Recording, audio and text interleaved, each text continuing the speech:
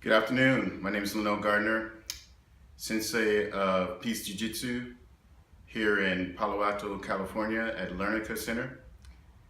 I'd like to talk about multiple attack on one person. Some people believe that you can't go to the ground, you shouldn't go to the ground, and that's true. You shouldn't end up on the ground as much as you can. If you do end up on the ground, you have to get up as fast as possible, especially if there's 5 guys, 10 guys on you. You don't want to end up on the ground.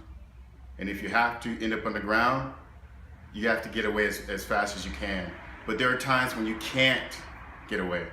There are times when you can't run away. Let's say your family member is being abused, and if you leave, they might die. Or you might have to fight for your life. You might be cornered. And there's nowhere else for you to run. So you have to fight for your life, and you have a different mindset when you're fighting for your life.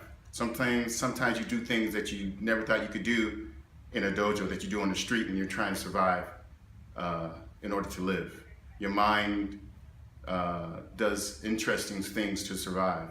So one thing we're going to work on is one of the many ways you can try to survive multiple attack if you find yourself in that situation where you cannot run away.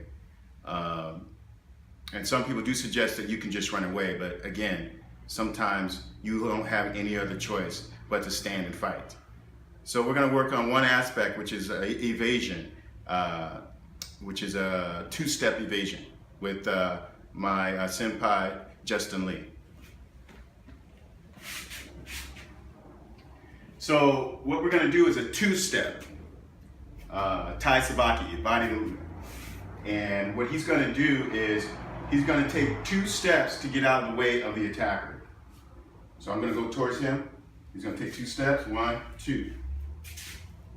The reason he takes 2 steps is if he only took 1 to the right, 1 step to the right, half his body would still be in my way, still be in the way. So he wants to take 2 steps to get his body completely out of the way. Okay?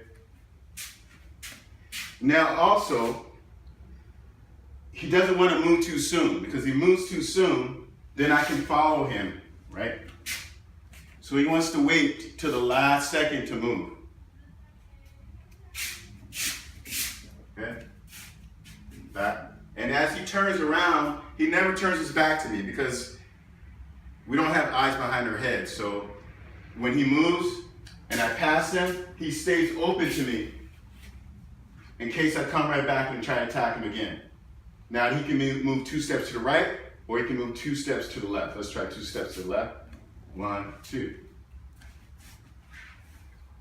Now, what we're going to do now, the reason why he has his hands up, because in Jiu-Jitsu we have joint locks, we have arm bars. So if we have an opportunity to move and catch an arm, we're going to do that.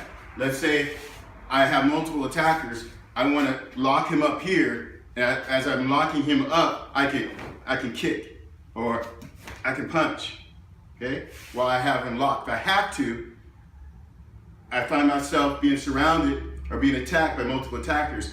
I want to get rid of him. So what I want to do is I'll break his wrist, okay? So I can discard him.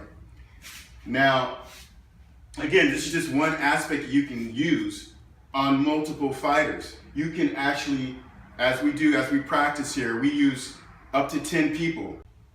So with this technique, the 2-step technique, you can add 1, 2, 3, 4, 5 different people and do the 2-step and learn to work with evading multiple attackers at once using the same 2 steps.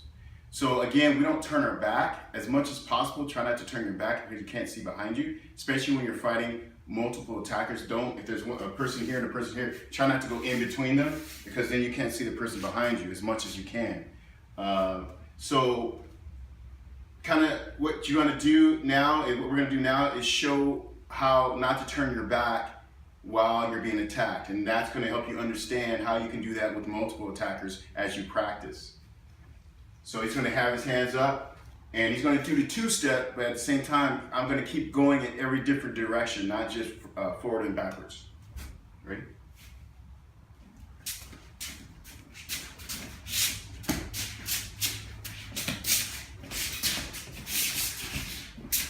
Yeah, start to stand up. Straight.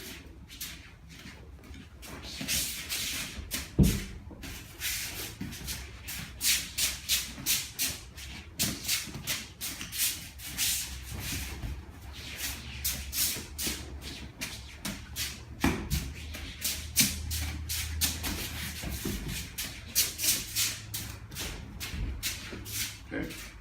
So you can do that with, again, 3, 4, 5 attackers at once and practice evasion. Again, this is just one aspect of how you can possibly survive. I say possibly survive, but again, we're not talking about just being able to run away. We're talking about what happens when you can't run away. You have to survive. You may have to fight for your life to save your friends or family or yourself. Thank you very much.